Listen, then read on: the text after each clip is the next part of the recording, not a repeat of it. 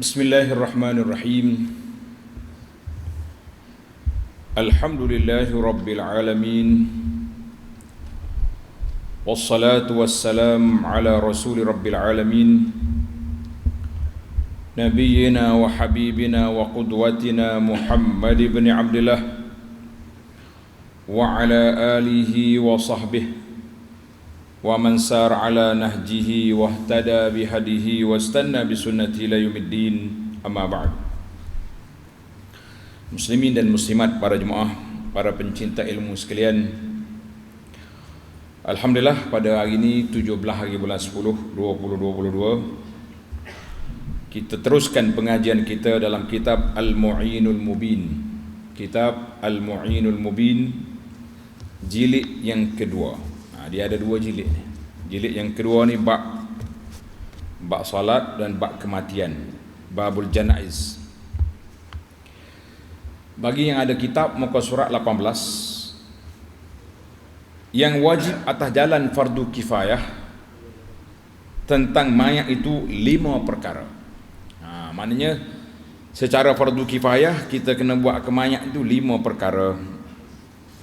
Yang pertama, memandikan dia, nombor 1.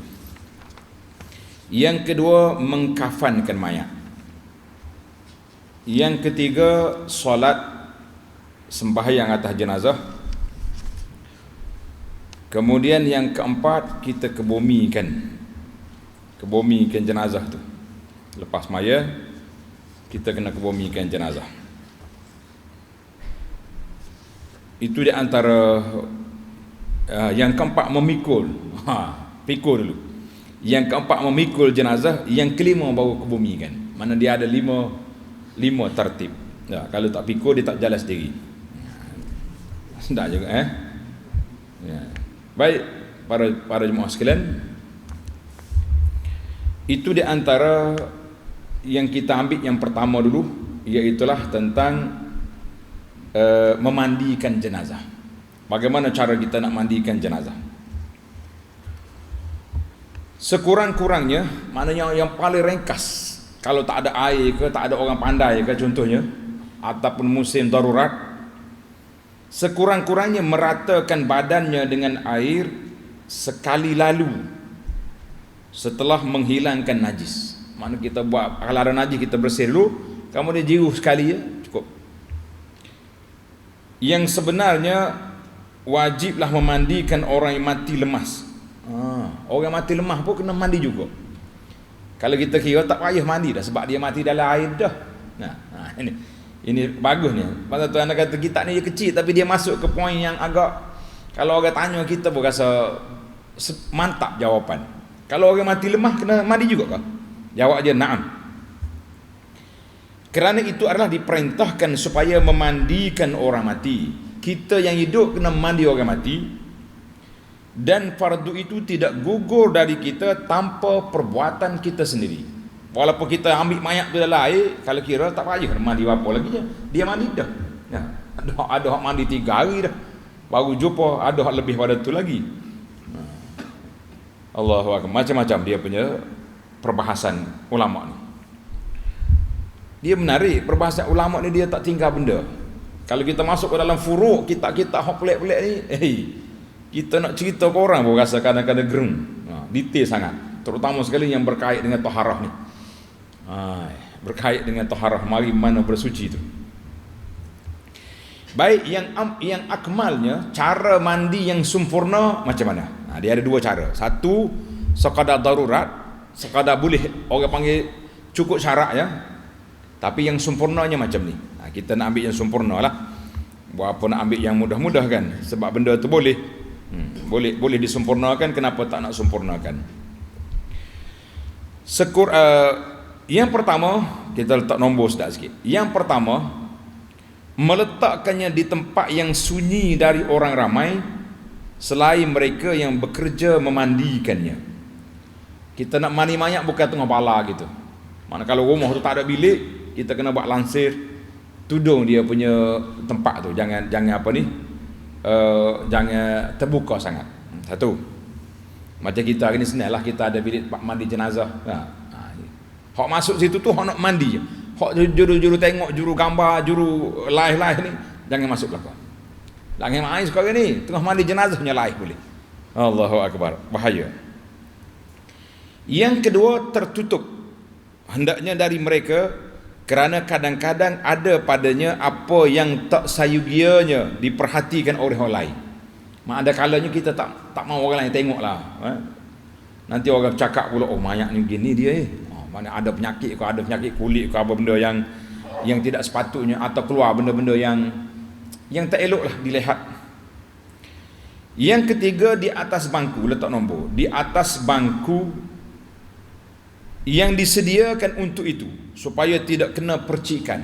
Sekarang ni kan dia buat macam tak gitu, tak lubang tempat orang mari banyak itu penting, buat comel itu, supaya tak mecik air ke kita. Yang keempat, letak nombor yang keempat, dimandikan dalam sehelai baju labuh agar lebih tertutup. Mana kalau kita boleh pakai baju, ada baju labuh tu baik. Tapi sekarang ni rasa kita tak pakai baju dah, kita pakai tudung dengan kain kan. Itu pun cukup lah. Sebab apa? Sebab dia kata wa qad ghussila sallallahu alaihi wasallam fi qamis. Sesungguhnya dimandikan Nabi sallallahu alaihi wasallam dalam sehelai kain labuh, dalam baju labuh, qamis. Diriwayatkan oleh Abu Daud dan lainnya dengan sanad yang sahih. Alhamdulillah, Imam Nawawi di antaranya dalam Khulasah mengatakan isnaduhu hasan. Maknanya cerita ni benar. Ini salah satu daripada ciri keistimewaan Nabi sallallahu alaihi wasallam. Orang nak mandi dia tu dia mikir nak buka baju ke macam orang lain ataupun tidak. Maka mereka dapat ilham bahawa mandi Nabi SAW dimandikan dengan bajunya sekali, dibandingkan dengan baju dia. Adapun kita yang tidak Nabi ni, cukuplah kalau kita mandi kita tudung dengan kain itu sudah memadai. Alhamdulillah. Ada baju kan payah pula nak mandi tu. Yang kelima, sebaik-baiknya baju itu adalah jarang supaya senang ditelusi oleh air. Jadi baju jarang supaya air mudah masuk dalam tu. Tak apa, kita jaga baju tu. Mana kain tu jangan tidak hok tebal, hok payah masuk air. Yang keenam, dengan air dingin. Kalau kita boleh masuk dengan air dingin, kerana air dingin itu mengejatkan tubuh, sedang air panas melembutkannya. Kecuali jika perlu, bolehlah digunakan sedikit air panas untuk menghilangkan kotoran. Kalau air panas banyak dipergunakan, mungkin segera merosakkan badan. Jadi eloknya air itu air biasa lah. Jangan pula ambil air batu. Mana air hot dingin ni macam air biasa ya. Tidak perlu dipanaskan air. Kecuali musim sejuk sangat, tukang mandi pun tak larat, nak sentuh air, maka itu termasuk di bawah akta darurat. Tidak jadi masalah. Kita pergi kepada yang ketujuh. Tuan-tuan masuk nombor lah dalam kita dia tak tulis nombor, kita sendiri kena dhabit. Yang ketujuh, orang yang memandikannya adalah mendudukkan dia di atas tempat pemandian dan dicondongkan sedikit ke arah belakang agar mudah keluar kotoran yang ada dalam perut. Mana biasanya kita angkat kepala tu, biar bila kita tekan tu dia mudah nak turun dia punya yang ada saki-baki dalam perut dia tu. Yang ke-8, tangan kanannya hendaklah menahan tengkuknya supaya tidak miring kepala. Mana jangan kepala sampai terbalik keluarga kita tahan gitu. Tak gitu, tak. Sekarang ni alhamdulillah tempat mandi banyak kita ni memang dia orang buat dah. Tinggi depan gitu. Itu pentinglah untuk nak memudahkan urusan. Dulu kita pakai riba dah, anak cucu riba boleh je lah mana-mana pun. Yang ke 9, belakang mayat itu adalah disandarkannya ke lutut yang kanan supaya dia tidak jatuh. Tak atas lutut kita supaya tidak jatuh. Yang ke-10, tangan kirinya hendaklah mengurut perutnya dengan lurus untuk mengeluarkan kotoran-kotoran yang ada dalamnya, supaya kelak kotoran itu tidak keluar lagi setelah dimandikan atau sesudah dikafani. Manakala ada lagi mungkin dia terkeluar mengotorkan kain kafan dia tu. Ketika itu haruslah ada di sampingnya perasapan. Apa dia perasapan ni? Kita kena berasak ke kemian. Biar bau kalau ada ni. Ni hodok berasak di masjid ni boleh dah tu. Dia panggil apa? Apa benda. Yang penting nak suruh berasak supaya apa? Supaya di apa ni bunyi sana ni diwangikan dia. Mana ni? Di perasapan yang berbau harum.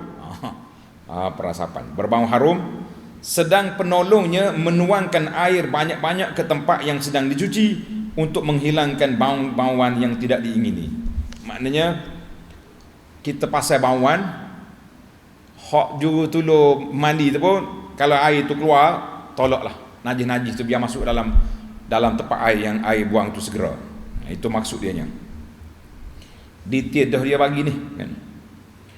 Yang ke-11, kemudian mayat itu ditelentangkan dan tangan kirinya mencuci kubur dan duburnya dengan secarik kain.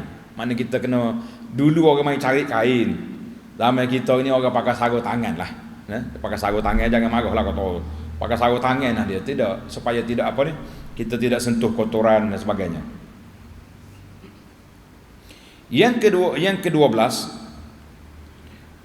setelah itu diambilnya secarik yang lain, ambil kain lain pula dan dimasukkan ke dalam mulutnya dengan jari telunjuk kirinya, dilakukannya di atas giginya dan dibuangkan kotoran yang ada dalam kedua lubang hidungnya, serta diambilkannya wudu seperti wudu orang yang hidup.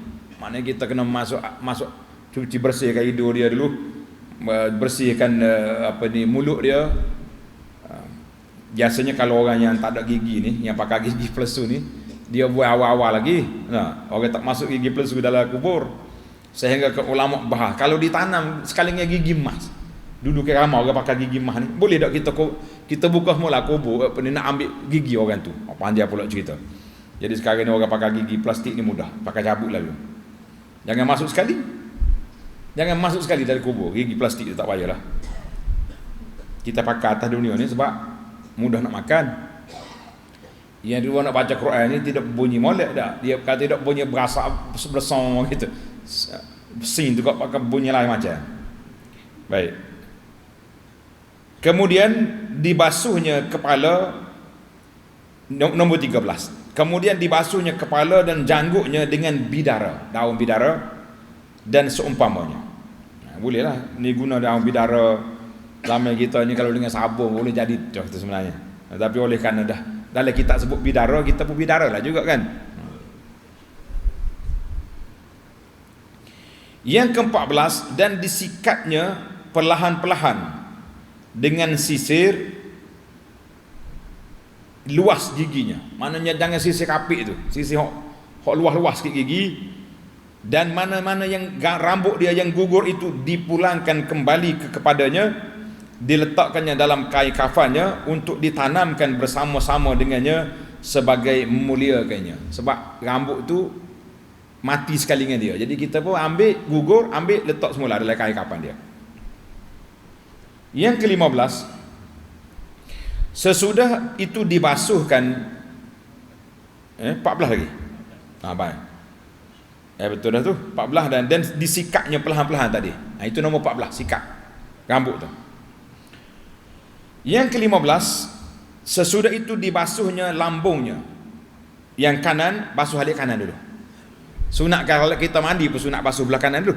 Jadi orang mati pun kita jiruh belah kanan dulu. Dan yang kiri. Dan dibalikkannya ke lambung kirinya lalu dibasuhkannya yang kanan. Kemudian dibalikkannya ke lambung kanan lalu dibasuhkan yang kiri.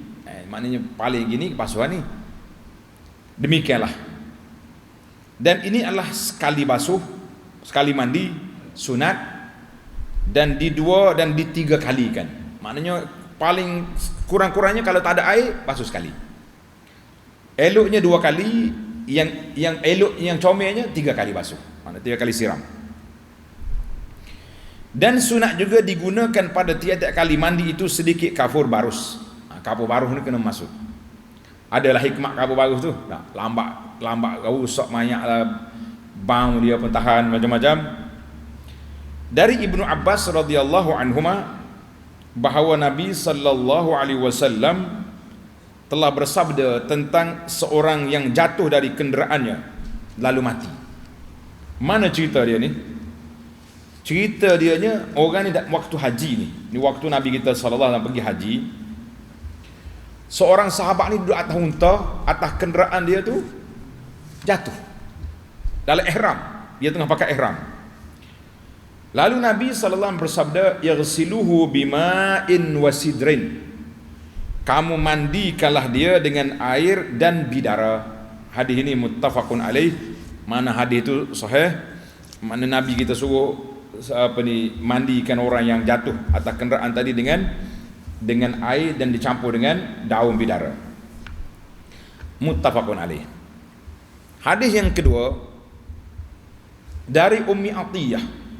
Ummu Atiyah ni terkenal dengan zaman Nabi ni wanita yang memandikan mayat. Ummu Atiyah radhiyallahu anha. Dia kata apa? Dakhala alaina an-nabiy sallallahu alaihi wasallam wa nahnu naghsilu ibnatahu. Faqala. Nabi sallallahu alaihi wasallam telah masuk kepada kami, masuk dalam rumah dia tu ketika kami sedang memandikan anak perempuannya. Yang mana satu anak perempuan? Tengok, setengah meriwayatkan kata Ummu Kalsum. Yang masyhurnya ialah Zainab. Zainab isteri Abu Al-As. Abu Al-As.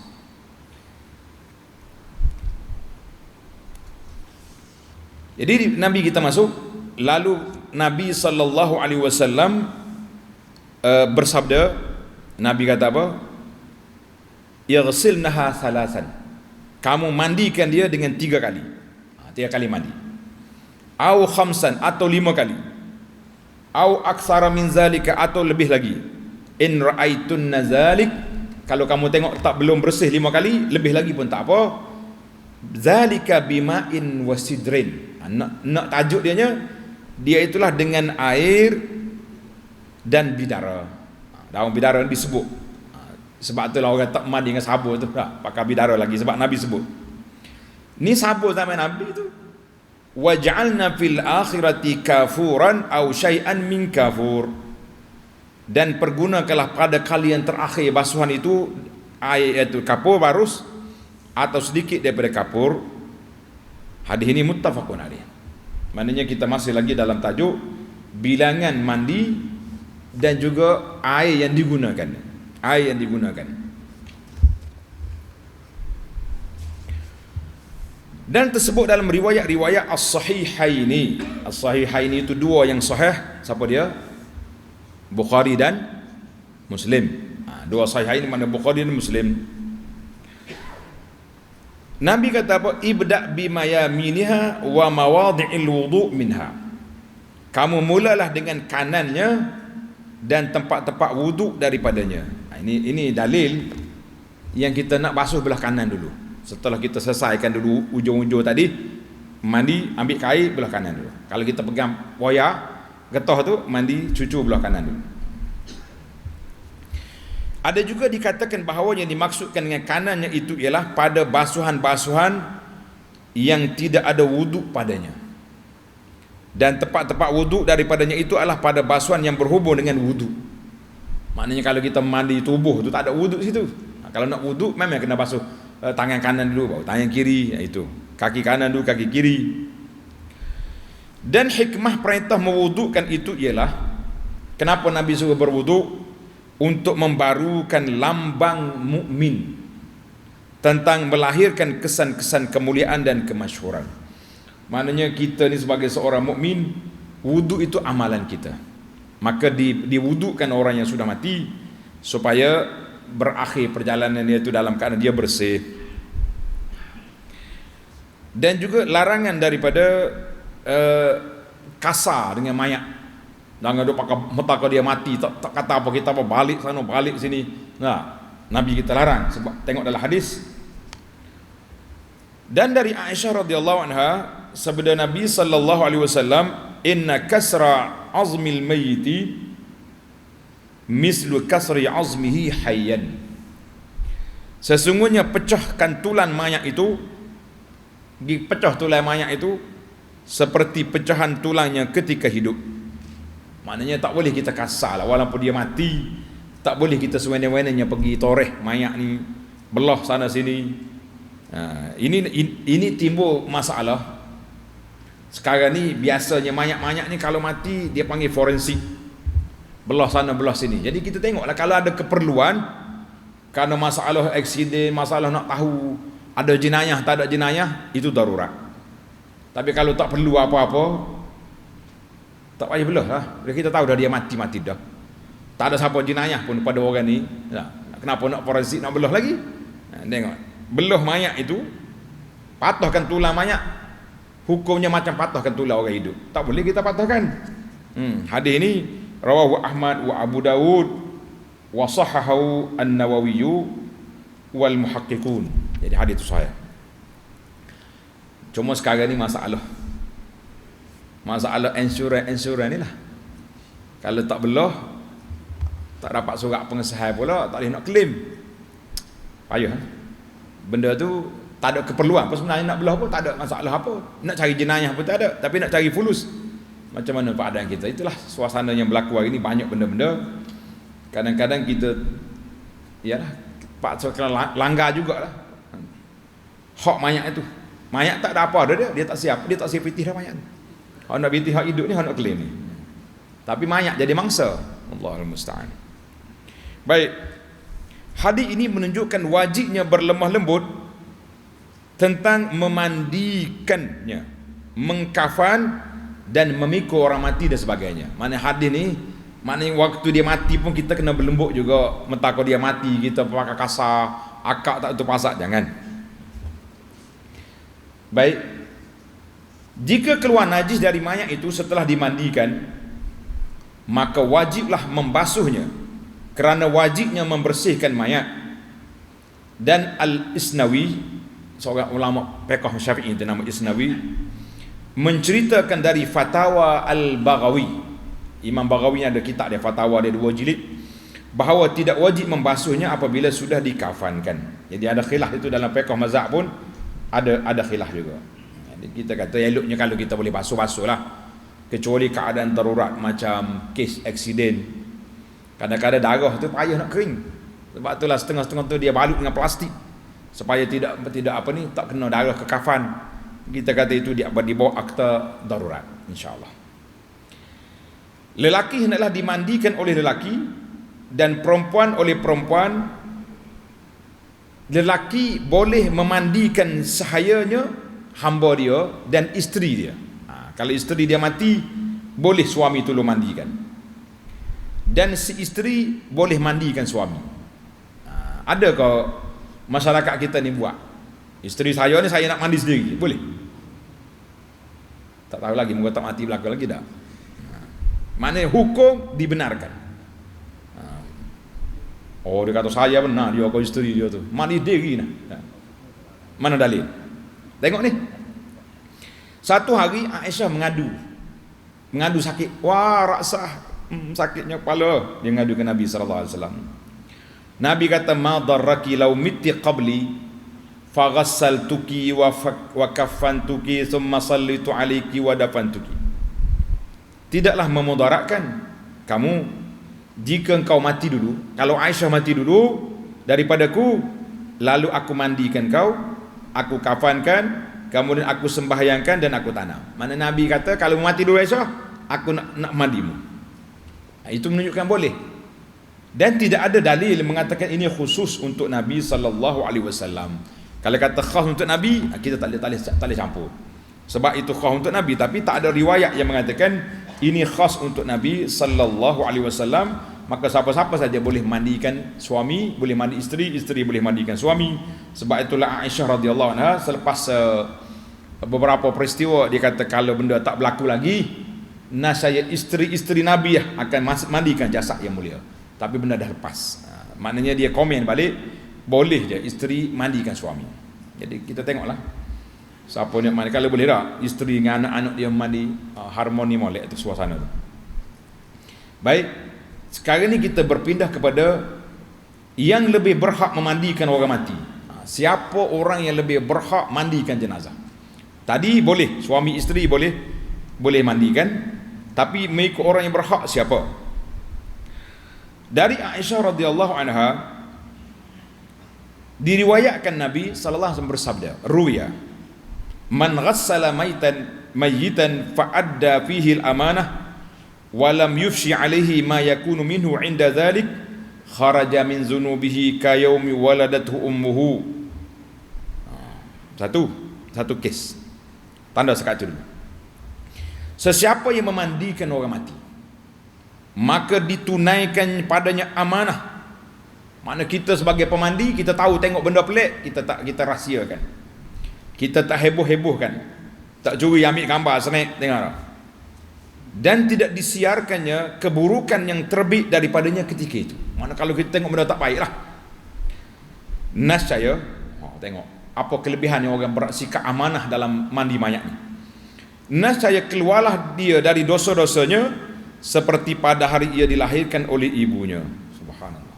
Jadi pentingnya si mandi mayat ini bersikap jujur, amanah dari menjaga hak mayat. Tanda tuan-tuan setakat tu. Setakat tu satu kes. Ini kes yang tajuk kita duduk sini. Wa qala liyalihi aqrabukum in kana ya'lam. Fa illam yakun ya'lam faman tarawna indahu hazzan min wara'in wa amanatin. Dan sabda lagi Nabi, hendaklah yang menguruskan jenazah itu oleh orang kamu yang lebih hampir ia. Mana orang yang paling dekat dengan mayat tu, kalau dia pandai. Kalau ayah mati, orang paling dekat dengan ayah dia siapa? Anak dia. Ni anak relax, dipanggil ustaz sana ustaz sini, suruh orang mandi mayat ayah dia duduk seokok tangga bahasa budak ni. Ni masalah kita gini ni. Kalau tulu holo air pun boleh tahan dah. Ni dah ustaz sela dia duk bah. Berlaku lagu ni marah kita lah. Balik kita terbal lagu ni. Sekurang-kurangnya ada perasaan. Kalau tak pandai pun biar duduk sekali dengan kita. Duduk bersama ni kita. Ni suruh orang aja. Jangan. Maka jika dia tak tahu, anak-anak dia tak pandai, jadi pembantu. Hendaklah oleh orang yang kamu lihat di sisinya ada bahagian dari wara' dan amanah. Kita tengok wara'. Ana tengok ada 2-3 orang ustaz pemandi mayat ni, ada yang kalau dia mandi mayat, kita terasa jauh suasana kematian tu nampak. Sambil-sambil dia mandi, dia duk tazkirah ke anak-anak. Kita ni lagu ni lah. Jadi sekurang-kurang anak dia pun tersentuhlah perasaan tu. Selain daripada dia sedih ayah dia mati, dia juga teringat nak mati. Sebab kita duduk depan mayat ni, peluang yang kita ada. Ada setengah ustaz ni dia buang, Allah macam basuh kereta. Siapa keluarga mayat tanya, ustaz kenal dia tu? Ada basuh. Kata kenal. Kenapa? Allah macam ni mandi mayat ni bukan mandi kereta ni. Dia buang yoya. Kita kata masya Allah, tidak ada perasaan pada ketika itu. Jadi ingat, tengok ni. Kita nak cari orang mandi mayat ni, dalam hadis ni kata min wara'in wa amanatin, biarlah orang itu jujur, orang ada sifat amanah. Cari dia. Cuma hadis ni rawahu Ahmad. Tuan-tuan tanda, rawahu Ahmad. Kata Syekh Syuaib, muhakkik dia kata sanaduhu dhaif, sanad dia lemah. Tapi tak apalah. Kita tahu sanad dia lemah. Tulis hadis ni dhaif. Hadis ini menunjukkan bahawa yang lebih berhak memandikan mayat itu orang yang lebih dekat sekali perhubungannya dengan si mati itu, dengan syarat dia mengerti akan kehendaknya. Dia tahu cara mandi mayat. Kalau tak tahu, dia jadi pembantu. Jika tidak, hendaklah dilakukan oleh sesiapa yang mengerti, yang warak dan amanah. Ini ada setengah ustaz ni, kalau biasanya kalau mayat tu mari daripada hospital, orang mari hospital ni biasa dia ada wayar, ada apa ni panggil saltik, apa ni, plaster tak? Biasa sampai tempat-tempat tertentu dia akan panggil anak, mari awak tolong bersih sini, kita pun tak mau nak tengok lah. Jadi adalah kewarakan yang kita kena cari orang-orang yang warak tu. Tamatlah kita dalam bab mandi mayat. Kita masuk kepada tanggungjawab yang kedua kepada mayat, iaitulah mengkafankan mayat. Dan kita sudah mandi, kita kafankan dia. Mari kita pelaju sikit, tak apa. Sekurang-kurangnya kafan mayat, sekurang-kurangnya dengan selai kain yang dapat menutup aurat atau seluruh badannya selain kepala bagi lelaki yang berihram. Tok garis saya tu, orang yang berihram dia tak tutup kepala ni. Dan muka bagi perempuan yang berihram. Mana kita tak lihat tutup kafan dia, tapi dia tudung dengan kain gitulah. Mungkin ada orang duk viral dalam gambar dalam Facebook tu. Ingat tak? Waktu solat jenazah di Masjid Haram, kan ada kayak muka orang tak tutup. Itu dia mati dalam ihram tu. Dia mati dalam ihram, biasa dia buka buka ni. Kepala dia tak tutup. Macam kita orang ihram tak boleh tutup kepala kan? Dia mati pun tak boleh tutup kepala juga. Nabi kata, Al-Imam Nawawi telah mengesahkan yang pertama dalam Raudah dan Al-Majmu', Nawawi dalam Majmu', sedang yang kedua disahkan dalam Manasik, mana kitab dia, nama dia Al-Idah fil Manasik.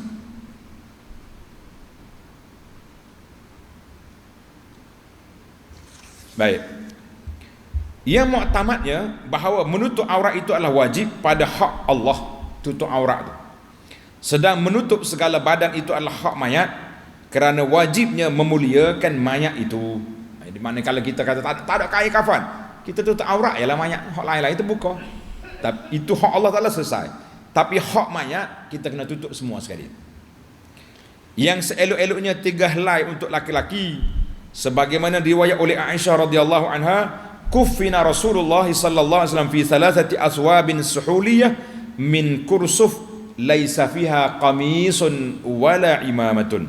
Tanda baik. Telah dikafani Rasulullah sallallahu alaihi wasallam di dalam 3 helai kain buatan suhul. Suhul ni kain mari daripada Yaman. Kain kapan tu, kain Yaman dari kapas, tidak ada padanya kamis, tak ada baju, tak pakai jubah dan serban. Muttafaqun alaih. Ini kena ingatlah, kalau mati guru kita ke, ayah kita ke, tak sedap pakai serban, tak sedap pakai baju lah. Nabi pun orang tak pakai serban, Nabi pun orang tak pakai baju. Yang anda tengok ramai juga murid-murid ni begitulah. Dia berasa saya sangat ketuk guru dia. Nah, kita pakai serban lah, muka dia masa hidup pakai serban sentiasa, kita kata tak payahlah. Jadi hadis Nabi ni sahih, muttafaqun alaih. Maka dengan ini tak perlu kita berserbankan tuan guru kita, ayah kita, sebab Nabi yang paling mulia pun tidak diserbankan. Kata Al-Hafiz Ibn Hajar, pengertian yang dapat diambil dari hadis ini ialah bahawa Allah Azza wa Jalla tidak memilih untuk Nabi-Nya melainkan apa yang seelok-eloknya. Mesti Tuhan pilih untuk Nabi yang terbaik. Sebab tu sahabat berbincang, nak mandi Nabi ni buka baju ke tak buka? Tiba-tiba dapat ilham, tak payah buka baju. Satu. Kemudian dibincang pula, nak ke bumi di mana jasad yang mulia? Nak balik Mekah. Kata Abu Bakar, aku dengar Nabi SAW bersabda, para Nabi dikebumikan di mana tempat dia mati. Oleh kerana dia mati dalam rumah Aisyah, kita buka rumah Aisyah ni, kita kubumi di sini. Fikir pula, nak gali lahat ke, pakai syak, pakai lubang. Allah pilih penggali kubur yang pakar dalam bidang lahat di Madinah mari dulu. Maka sahabat kata Allah pilih berlahat. Sebab tu kubur Madinah sampai hari ni semua pakai lahat. Kalau tanah di Mekah tak ada lahat, dia pakai letak lubang tengah. Ikutlah mayat sekali lagi. Tempat orang tanah mayat tu, kalau pergi haji ke umrah, kalau ada orang mati, ikut naik sekali kereta jenazah tu, kita tengok dia kebumikan. Dulu mudah, sekarang ni semua mayat-mayat yang mati, yang meninggal di Mekah akan dikebumi di kubur syara'i jauh, tapi masih dalam tanah haram lah. Di Madinah pun maklumat terbaru yang saya dapat, dia tidak lagi dikebumikan di perkuburan Baqi'. Orang-orang haji dan umrah dikebumikan dekat dengan perkuburan di Uhud. Tak ada masih lagi tanah haram Madinah.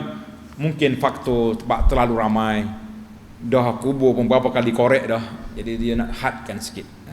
Tapi kalau orang Madinah betul, boleh tanah di Baqi'. Dan untuk perempuan seelok-eloknya 5 helai. Orang perempuan kena 5 helai, kerana perempuan itu memerlukan penutupan yang lebih. Penutupan yang lebih, sebagaimana yang diriwayat oleh Laila Tulis. Daripada Laila As-Saqafiyah, nama seorang perempuan. Laila As-Saqafiyah ni, dia kata kuntu fi man ghassala Kalsum ila akhir hadis. Kita nak cepat, kita baca terjemahan. Aku ada di antara orang yang memandikan Kalsum, anak Nabi sallallahu alaihi wasallam, ketika wafatnya, dan adalah yang mula-mula diberikan kepada kami Nabi kita holo apa dia, sarung kain, kemudian baju, kemudian tudung kepala, kemudian kain selimut, mana kain kapan hak besar, kemudian aku lipat sesudah itu pada kain yang akhir. Hadis ini riwayat Imam Ahmad. An-Nawawi kata sanadu hasan, sanad dia hasan. Maka kata di para ulama hadis, hadis ini menunjukkan bahawa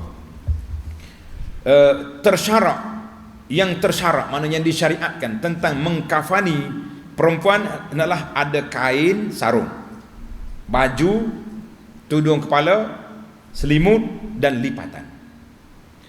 Dan sesiapa yang mengkafani dari kedua-duanya dengan 3 helai, iaitulah beberapa lipat, dia kata. Maknanya kita gulung itulah. Itu dipanggil lipat.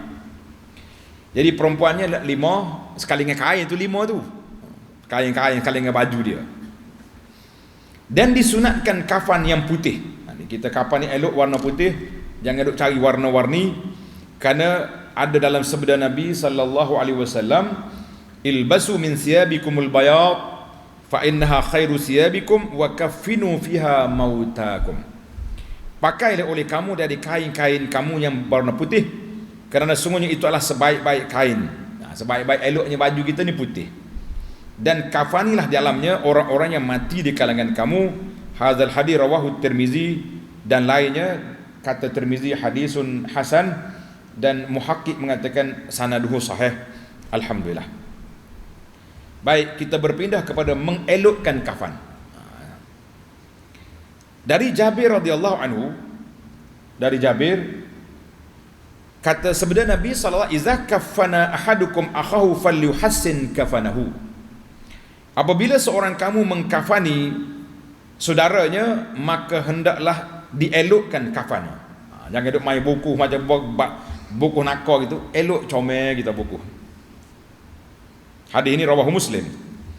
Perintah memperelokkan kafan ini menunjukkan perlunya memilih kafan yang elok, baik tentang jenis kain atau rupanya, maupun tentang memakaikan kepada mayat. Kain nak comel, tapi bukan mahal. Kita kena beza. Comel lain, mahal tidak. Mana dalil tentang jenisnya? Tidaklah sayugia. Dia sedap, bahasa lama ni menarik. Tidaklah sayugia terhitung dari jenis yang mahal. Jangan beli hok mahal. Oh, kita beli kain hok ni orang panggil hok buatan Jepun ke apa benda, hok kain putih hok comel ni. Hok pakai jubah, pakai sauk tak keduk. Tak perlu tu. Itu untuk orang hidup, bukan untuk orang mati. Ada kain jubah kita ni hok comel-comel tu. Jadi kita gosok rumah boleh lebih siapa tempat nak pergi ceramah pakai sakut gitu, ada kain. Itu bukan untuk orang mati, untuk orang hidup tu. Dari Ali radhiyallahu anhu, sabda Nabi sallallahu alaihi wasallam, Nabi kata apa? La tughalu fil kafani fa innahu yuslabu sari'an. Janganlah kamu permahal-mahalkan tentang kafan, kerana sungguhnya segera tanggalnya. Tak banyak hari. Mari ulak lah, mari macam-macam cep kotor. Jadi kita pakai yang bersih, yang putih, yang comel, tapi tidak mahal. Hadis ini rawahu Abu Daud wa hasanahu An-Nawawi rahimahullahu taala. Hadis hasan. Adapun tentang rupanya telah diterangkan oleh hadis Tirmizi tadi. Demikian juga tentang mengenakannya, itulah dengan berlipat, mana kita gulung mayat tu. Kapan itu adalah diambil dari pokok harta. Apa dia pokok harta? Tulis daripada duit si mati. Itu pokok harta. Mana jangan bukan ambil hak lain dah pokok. Mana kita boleh ambil daripada duit si mati sebelum dibagikan pusaka. Maka adalah menjadi bebanan orang yang menanggung nafkahnya dari kerabat ataupun jika tidak berharta. Dia tak ada harta, nak ambil mana? Maka adalah menjadi bebanan, tanggungjawab orang yang menanggung nafkahnya dari kerabat ataupun suami dia. Mana kalau dia tak ada harta, keluarga dia yang menanggung nafkah tu kena keluarkan duit. Mana dalil li amrihi sallallahu alaihi wasallam bi takfinil mayyit fi thawbaihi wa lam yastafsil hal alaihi dainun mustaghriqun amla. Kerana Nabi sallallahu perintahkan supaya mengkafankan mayat dengan 2 helai kain dan tidak ditanya, diperincikan adakah dia ada hutang yang menghabiskan semua hartanya atau tidak. Nabi tak tanya, orang ni ada hutang tidak? Kalau tak ada hutang, kita pakai kutik derma beli kain kafan. Tak, untuk kain kafan dia, ambil duit dia, sekadarnya dia ada. Mana riwayat ini muttafaqun alaih. Demikianlah dikiaskan pada segala kelengkapan yang perlu dari pemandian dan penanaman. Mana para jemaah sekalian, tulis itu, bila mati, duit yang kita boleh ambil yang pertama untuk mandikan jenazah. Kalau tak ada orang yang nak volunteer, kita kena upah, boleh ambil duit mayat. Yang kedua, kita kena beli kain kafan mayat. Yang ketiga, orang yang gali kubur. Penggali kubur kata kita kena ada sikit lah sagu hati. Dia tak pergi menoreh hari ni gali kubur, kita boleh beri pada dia. Dan rumah jauh, pasal kena sewa kereta, van, ada orang usul, boleh kita ambil. Adapun upah solat, tidak perlu. Sebab seorang yang solat, gugurlah dosa daripada satu kampung itu. Solat, jangan diupah. Jadi alhamdulillah lah, nampaknya fenomena baru ni tak ada orang duk mai holo duit tengah duk maya jenazah. Kau ada lagi? Ada lagi? Berhentilah, cukuplah sekat tu dulu. Kita orang pergi ni biar dia ikhlas. Kalau dia tak ikhlas, dia tak mari solat jenazah pun tak apa. Ni kita tengok duk orang duk doa perik Allah cuit jangan. Kita pun hitam juga, merah kau kuning. Hijau ke merah ni lain macam dah. Budaya tu kita hentikanlah tuan-tuan, cukup. Biarlah orang yang pergi solat hakul muslim, Nabi kata hak muslim ke atas orang muslim. Apabila dia sakit kita ziarah, bila dia mati kita solat. Jangan kata dulu kita susah dulu. Orang ni mati tak lagi, cukup dah 40 orang, cukup dah. Pakai bil yang ada getah dulu kan, cukup 40. Tak boleh mari dapat lebih pada 40 tak lagi. Kenapa tak lagi? Tak cukup sampul. Kita kata subhanallah, orang nak pergi solat jenazah tak lagi sebab sampul tak cukup. Ini budaya yang menyusahkan keluarga si mati dan tidak ada dalam sunnah Nabi sallallahu alaihi wasallam. Kita harap benda ni boleh ditamatkanlah di zaman kita mengaji banyak dah ni. Enggak, cukuplah benda tu dulu. Baik. Jadi kena ambil, dipanggil mu'natut tajhiz, diambil daripada harta si mati. Dan tiap-tiap lubang badannya seperti lubang telinga, dan ditaburkan di atas tiap-tiap lipatan kapan itu apa-apa ramuan dan kapu baru. Ramuan itu macam hak ni lah, hak letak kapu apa benda Nabi, hak suruh bau sedap sikit ni. Dan ditelentangkan mayat itu di atasnya, sedang di atasnya ditaburkan juga ramuan dan kapu barus guna mengejatkan badannya dan tidak dihampari oleh hama-hama atau kuman-kuman, tidak cepat dimakan oleh ulat. Dan tiap-tiap lubang badannya seperti lubang telinga, lubang hidung dan matanya dipekap dengan kapas dan beramu dan berkapu barus untuk menahan apa-apa yang mungkin keluar daripadanya, juga supaya tidak dimasuki oleh kuman-kuman. Kemudian dilipatkanlah beberapa lipat dan diikat erat-erat agar tidak terborai ketika diangkat. Mana kita ikat dengan kain tali, ikat kapan itulah. Dari Jabir radhiyallahu anhu bahawa Nabi sallallahu alaihi wasallam bersabda, "Iza ajmartumul mayyit fajmiruhu salasan." Apabila kamu mengasapi mayat, makanlah kamu asapi dengan 3 kali. Maknanya kita letak berasak situ. Hadis ini rawahu Ahmad bi sanadin sahih. Hadis ini menunjukkan sunatnya mengasapi mayat, bukan mengasap mayat. Kita letaklah bawang dekat dia tu supaya tidak bau. Mayat ni lama-lama kalau mati lama dah tu bau sikit. Jadi kita letaklah wangian kat situ. Dari Ibnu Abbas radhiyallahu anhuma katanya, tak kala seorang laki-laki wukuf di Arafah, haji bersama Nabi sallallahu alaihi wasallam, tiba-tiba di Arafah, tiba-tiba dia jatuh dari kenderaannya lalu patah tengkuknya, mati sahabat. hal ini diberitahukan kepada Nabi sallallahu alaihi wasallam, maka Nabi kita bersabda, "Irsiluhu bima'in wa sidrin." Memandi dia dengan air dan bidara, wa kaffinuhu fi thawbain, dikafankan dia dengan 2 helai kain, wala tuhannitu. Tengok dia kata jangan kamu ramui dia, mana jangan letak wangi-wangian, tak boleh sebab dia adalah ihram. Wala tukhammiru ra'sahu, jangan tutup kepala dia, fa innallaha ta'ala yab'asu yaumal qiyamati mulabbiya. Allah Taala akan bangkit di akhirat esok bertalbiyah. Subhanallah. Pakai ihram, labbaik Allahumma labbaik di akhirat esok. Mulialah orang yang mati daripada dalam keadaan ihram. Kebetulan cerita 20 tahun lebih dahulu, waktu anak belajar di Madinah, 15 orang rakyat Malaysia pakai ihram daripada Madinah nak pergi ke Mekah, jatuh di tekak dengan Wadi Al-Farid. Wadi Farid ni dalam beberapa kilometer je nak masuk sempadan Mekah. Yang dengar cerita tadi, kebetulan tengah hari tadi, keluarga si mati tu mari melawat pondok ni. Dia kata, "Ustaz ingat tak?" Kata, "Cerita apa tu?" "Ustaz lah yang menguruskan Abu Anah, yang menguruskan abang saya ke adik dia ke yang mati. 15 orang di jatuh kereta van, dia panggil coaster, bak kecil, jatuh gaung dalam. Kita pergi tengok tu memang kena akak dengan kren, tengok naik banyak. Mati semua sekali 15 orang. Jadi maksud itulah kita pelajar uruskan jenazah.